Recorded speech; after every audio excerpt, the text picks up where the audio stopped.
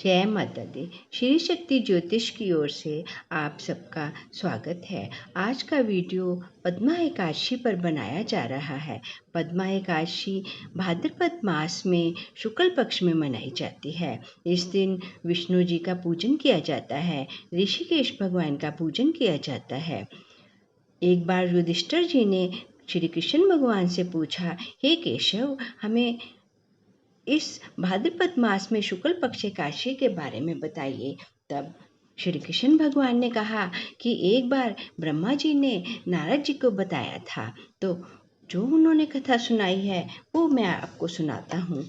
सूर्यवंश में मानधाता नामक एक चक्रवर्ती राजा था। उसके राज्य में प्रजा बहुत प्रसन्न होकर रहती थी। किसी को भी कोई भी मानसिक पीड़ा नहीं थी। सब धर्म पूर्वक पालन किया करते थे और महाराज के कोष में केवल न्याय उपार्जित धन का ही संग्रह होता था। उनके राज्य में समस्त वर्णों और आश्रमों के लोग अपने अपने धर्म में लगे रहते थे और मानधाता के राज्य की भूमि कामधेनु के समान फल देने वाली थी। उनके राज्य करते समय प्रजा को बहुत सुख प्राप्त होता था। एक समय किसी कर्म का फल भोग प्राप्त होने पर राजा के राज्य में 3 वर्ष तक वर्षा नहीं हुई और उनकी प्रजा भूख से पीड़ित होने लगी। तब राजा ने विचार कर कुछ व्यक्तियों को साथ लेकर विधाता को प्रणाम करके वो वन की ओर चल दिए और वहां जाकर उन्होंने मुनियों और तपस्वियों के आश्रमों पर घूमते हुए एक दिन उन्हें ब्रह्मपुत्र अंगिरा ऋषि का दर्शन हुआ। उन पर दृष्टि पड़ते ही राजा बहुत हर्षित हुए और अपने वाहन से उतरकर उन्होंने उनको प्रणाम किया और उनको अपने राज्य के पीड़ा के बारे में बताया।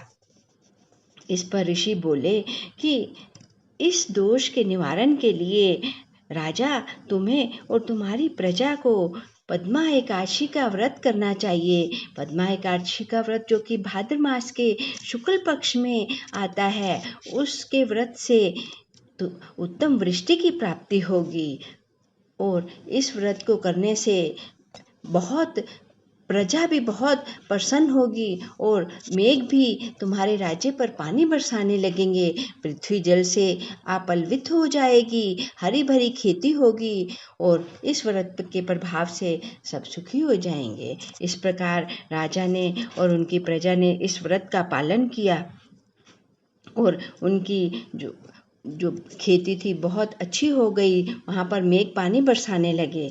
तो फिर इस भगवान श्री कृष्ण कहते हैं कि इस व्रत का अनुष्ठान अवश्य करना चाहिए।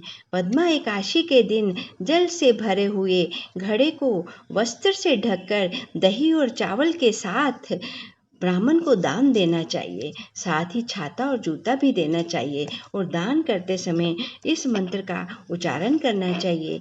नमो नमस्ते गोविंद बुद्ध श्रवण संज्ञक अघोघ संक्षयं कृत्वा सर्वसौख्ये प्रदो भव भुक्ति मुक्ति प्रदश्चैव लोकानां सुखदायका।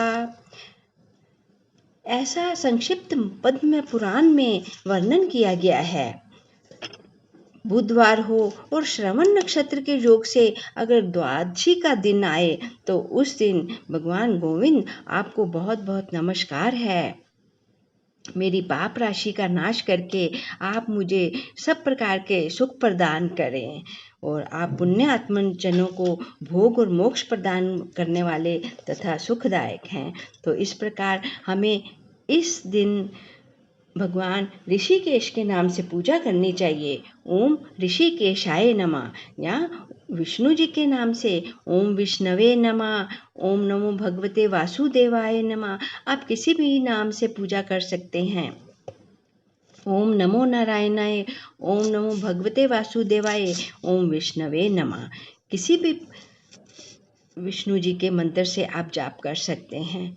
ओम नमः शिवाय, ओम नमः शिवाय। अगर आपको ये वीडियो अच्छी लगे तो आप इसको चैनल को सब्सक्राइब कीजिए ताकि आपको आने वाली नई वीडियो के बारे में नोटिफिकेशन मिलता रहे।